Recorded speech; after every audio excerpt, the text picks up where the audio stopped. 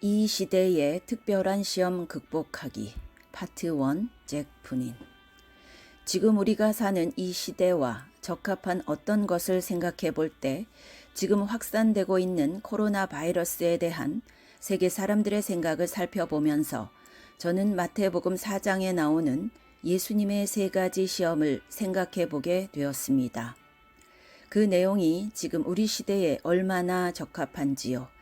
마태복음 4장을 펴서 보시면 예수님이 성령에 이끌려서 광야로 가셔서 사탄에게 시험을 받으십니다.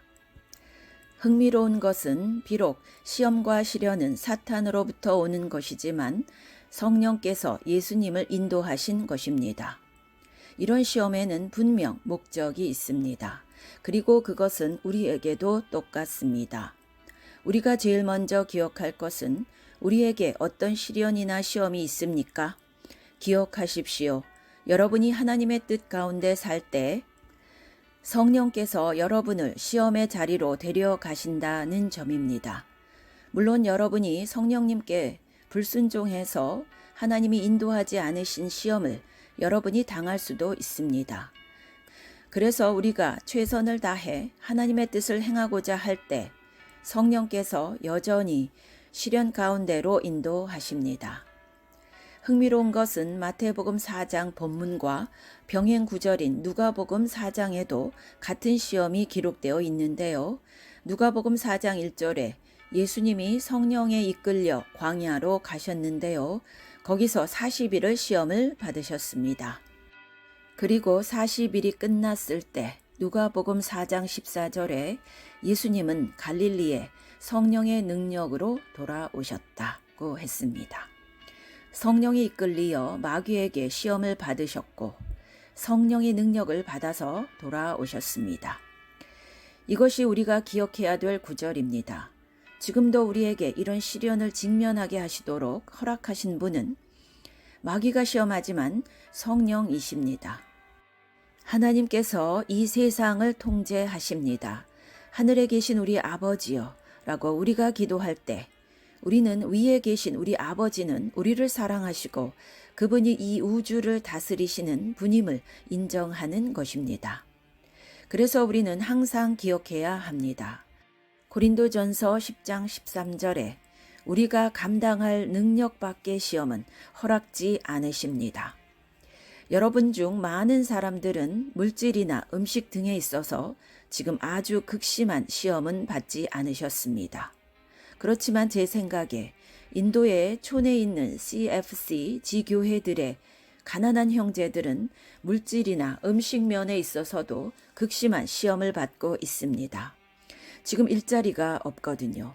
그래서 돈을 벌지 못하니 음식을 구하지 못하는 거죠. 그렇지만 제가 믿는 것은 심지어 그런 경우라 하더라도 하나님의 자녀들은 그중 어느 누구에게라도 감당할 수 없는 시험은 하나님이 허락하지 않으십니다. 하나님은 피할 길을 내실 것입니다. 이 사실을 믿는 것은 놀라운 일입니다. 우리가 어느 나라에 살든지 우리가 어느 시대에 살든지 대재앙, 쓰나미, 그 외 다른 재앙, 지진이든지 기근이 닥쳐도 그 무엇이 우리에게 닥쳐도 우리를 사랑하시는 아버지께서는 여전히 이 우주를 다스리고 계시고 그분은 결코 우리를 버리지 않으실 것입니다. 그래서 예수님이 시험 받으시고 유혹 받으셨다면 우리가 시험 받는 것은 당연한 것입니다. 왜냐하면 그분은 우리를 앞서 가신 분이시거든요. 그래서 오늘과 같은 시기에는 그 사실을 기억하는 것이 좋습니다. 성령께서 시험받는 우리와 함께 하십니다. 광야에서 시험받던 예수님과 함께 하셨던 것처럼요. 그 다음에 읽어보면 40일을 금식하신 후에 주님께서 줄이셨어요. 예수님은 모든 면에 100% 하나님께 순종하셨습니다. 그러고도 배고플 때도 있으셨습니다. 비록 금식이지만 하나님이 인도하신 금식이요, 굶주림이었습니다. 하나님께 100% 순종하는 사람이 때때로 배고플 수 있습니다. 뭔가 부족할 수 있습니다. 여기서는 음식이 부족하지만 다른 시대에서는 다른 부족한 게 있겠죠. 네, 있을 수 있습니다. 그래서 여러분께 뭔가 부족함이 있을 때 여러분이 하나님의 뜻을 벗어났기 때문이라고 생각하지는 마십시오. 예수님도 이때 음식이 부족하셨습니다. 그러나 주님은 하나님의 뜻을 떠난 것이 아니었습니다. 그분은 하나님의 온전하신 뜻의 한가운데 계셨습니다. 그것 배고픔은 시련이었습니다. 여러분도 어떤 상황을 통과하도록 하나님이 허락하실 때는 여러분도 뭔가 결핍이 있을 것입니다. 앞서가신 예수님처럼요. 그때도 하나님은 당신과 함께 하십니다. 그분은 결코 당신을 떠나지 않으시며 버리지 않으십니다. 그래서 우리가 예수님이 당하신 이 세 가지 시험들을 보면서 우리는 두 가지를 살펴볼 건데요. 첫째는 예수님이 줄이셨을 때 그건 생존의 시험이었습니다. 이것은 오늘날 사람들이 생각하는 것이죠. 수많은 사람들이 우리 주변에서 죽어가고 있습니다. 이때 우리는 이 시기에 어떻게 생존할 것인가 고민하죠. 예수님도 그 생존의 시험에 직면하셨습니다. 이때 마귀가 와서 이 돌들로 떡이 되게 하세요. 그러면 당신은 죽지 않을 것입니다. 예수님은 이렇게 대답하셨죠. 사람이 떡으로만 살 것이 아니요. 우리의 육체적 필요, 음식이 채워진다고 해서 우리가 생존하는 게 아닙니다. 이 시기에 우리가 매우 중요하게 깨달아야 할 사실입니다. 우리는 단순히 치료받고 질병에서 보호받는다고 그런다고 생존하는 게 아닙니다. 나중에 이 대재앙이 끝났을 때 우리가 아프거나 죽지 않고 그것을 통과했다면 그게 생존한 것입니까? 아닙니다. 진정한 생존이란 우리가 이 시험의 시기에 믿음으로 살았다고 증거되는 것입니다. 그런 사람이 진짜 생존한 것입니다. 그렇지 않으면 우리가 주위에 갈등하며 상처 주며 살게 되는데 저는 이 시련을 갈등하며 상처 주며 통과하고 싶지 않습니다. 저는 승리하면서 생존해 나가기 원합니다. 나는 이 시련이 끝났을 때 넉넉히 이기는 자가 되기 원합니다. 그렇게 승리하기 위한 유일한 길은 예수님이 말씀하신 것인데요. 사람이 떡으로만 살 것이 아니요 하나님의 입에서 나오는 모든 말씀으로 살 것이니라. 여기서 나온다는 현재 진행 시제입니다. 과거 시제가 아닙니다. 성경은 수천 년 전에 쓰여진 과거의 말씀이지만 그러나 여기서 하나님의 입에서 현재 진행으로 나오는 말씀은 지금 우리가 성경을 읽을 때 감동으로 깨달아지는 현재적 하나님으로부터 나오는 말씀입니다. 여러분, 믿음은 그저 하나님의 말씀으로 오는 것이 아니라 우리가 로마서 10장 17절을 주의 깊게 읽으면 믿음은 들음에서 나며 들음은 그리스도의 말씀으로 말미암느니라. 그래서 들음 단계를 건너뛰고서 믿음이 그리스도의 말씀으로부터 온다라고 하지 마십시오. 아닙니다. 믿음은 들음에서 나며 들음은 그리스도의 말씀으로 말미암느니라. 다른 말로 내가 신약의 그리스도의 말씀을 취할 때 나는 반드시 성령의 감동으로 들어야 합니다. 그렇지 않으면 건성으로 읽으면 믿음을 얻지 못합니다. 사람은 믿음으로 사는데 우리는 믿음으로 살도록 부름받았는데 거기서 믿음은 하나님의 말씀을 들음으로 오는 것입니다. 매일 언제나 계속적으로 말씀을 감동적으로 들음을 통해서 오는 것입니다. 그래서 여기 마귀로부터의 시험은 예수님 보고 뭔가 해라고 했는데 이때 예수님은 하나님으로부터 말씀을 듣지 않으셨어요. 하나님의 시간보다 앞서 움직이지 않으셨어요. 예수님은 나는 아버지로부터 돌로 떡을 만들라는 말씀을 듣지 못했다. 내가 굶주리더라도 나는 절대 움직이지 않겠다. 나는 하나님의 말씀을 듣고서만 움직이겠다. 떡이 필요했던 또 다른 시기가 있었습니다. 5,000명이 줄였습니다. 이때 예수님은 하나님으로부터 들으시고 순종하셨어요. 이사야 50장을 보겠습니다. 여기에 예수님이 어떻게 사셨는지 나와 있는데요. 이사야 50장 4절 중간에 예수님이 아침에 깨어나실 때마다 예수님은 들으시고 그 아버지의 깨우심에 어떻게 반응하셨는지요. 내 아버지께서 나를 깨우셨다. 아침마다 나를 깨우시되 내 귀를 깨우치사 듣게 하셨도다. 우리도 이렇게 매일 아침에 깼으면 좋겠습니다. 혹은 여러분이 한밤중에 깨실 때에도 말하세요. 아버지께서 나를 지금 깨우시는구나. 그분이 내게 뭔가 말씀하실 게 있으신가 보다. 나는 내 내면에 귀를 깨워서 듣기를 원한다. 학생처럼. 이사야 50장 4절에 이렇게 나와 있죠. 이 말은 그분이 내게 말하는 것을 순종하기 위해서 듣는다는 뜻입니다.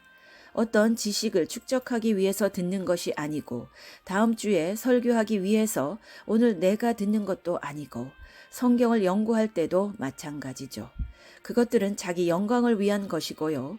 그저 제자로서 하나님 말씀을 들어야 하는 것입니다. 수많은 설교자들이 성경을 설교하기 위해서 읽습니다. 저도 젊었을 때는 그렇게 했습니다. 그러나 제가 성장해 가면서 그게 성경을 읽는 주된 목적이 아니란 것을 알았어요.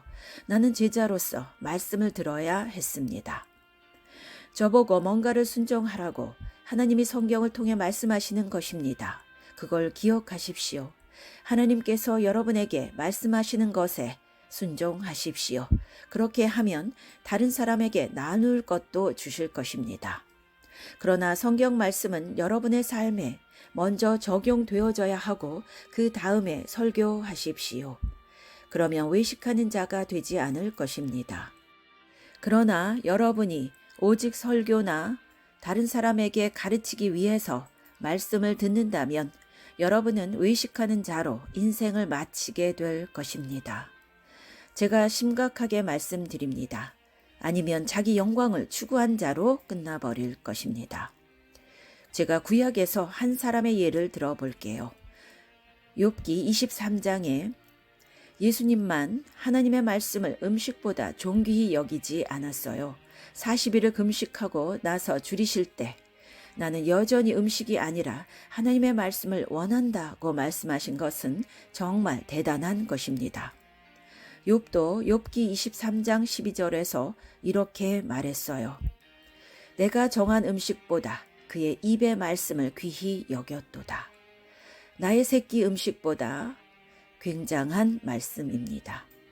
기억하실 것은 욥이 살았을 때 아직 성경이 없었어요. 욥기는 연대적으로 처음 쓰여진 성경입니다. 그는 창세기를 썼던 모세보다 500년 앞서 살았던 사람입니다. 그래서 욥기를 가장 먼저 쓰여진 성경으로 볼 수 있고 그때는 어떤 성경도 없었던 때입니다. 그러나 내가 정한 음식보다 그의 입의 말씀을 귀히 여겼도다는 무슨 말씀입니까? 욥은 어떻게 하나님의 입의 말씀을 들은 걸까요? 그의 내면적 귀가 열려 있었던 것입니다. 아마도 그는 하나님이 아브라함에게 말씀하셨던 것처럼 어떤 내면적 귀가 열려 있었던 것입니다. 내면의 귀가 열려 있어서 하나님의 하시는 말씀을 들었던 거죠. 욥의 자세는 그것이 내 끼니 음식 먹는 것보다 더 중요하다.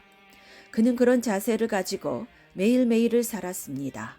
그래서 하나님은 사탄에게 말씀하셨어요. 이 세상에 욥과 같은 자가 없느니라. 하나님은 그런 말을 저와 여러분에게도 하실 수 있습니다. 만약 여러분이 말씀 듣는데 그런 자세를 가지신다면요. 매일 그분이 나를 알아듣도록 깨우시는구나. 내가 정한 음식보다 그의 입의 말씀을 귀히 여겼도다. 하나님의 말씀이 오늘 내 아침밥보다 중요하다는 것입니다. 하나님의 말씀이 오늘 내가 먹는 음식보다 중요하다는 겁니다. No Bible, no food. 성경을 안 읽으면 밥도 안 먹겠다는 말이죠. 제가 말씀드리는데 여러분이 말씀에 대한 그런 자세를 가지시면 확실한 것은 사탄이 욥에게 했던 것처럼 여러분도 시험할 것입니다. 그리고 여러분은 승리자로 나올 것입니다.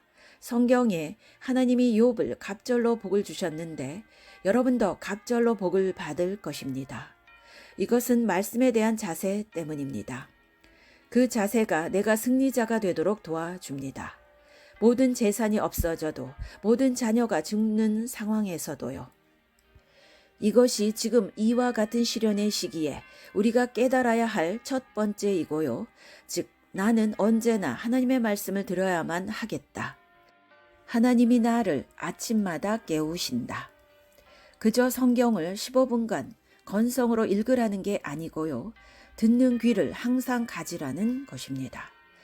경찰관과 경찰차를 보면 그 안에 전화나 무전기가 본부와 항상 연결되어 있습니다. 무전이 항상 켜져 있고 꺼져 있지 않습니다. 그래서 늘 무슨 교신이 있죠. 우리 모두가 그런 자세를 가져야 한다고 저는 믿습니다. 그것은 성령의 은사로 가능합니다. 주님, 제가 당신의 말씀을 언제나 듣기 원합니다. 라는 자세를 가지면 이런 시련의 시기에도 우리는 언제나 승리자가 될 것입니다. 왜냐하면 하나님의 말씀이 우리를 이기도록 도와주시니까요. 아멘.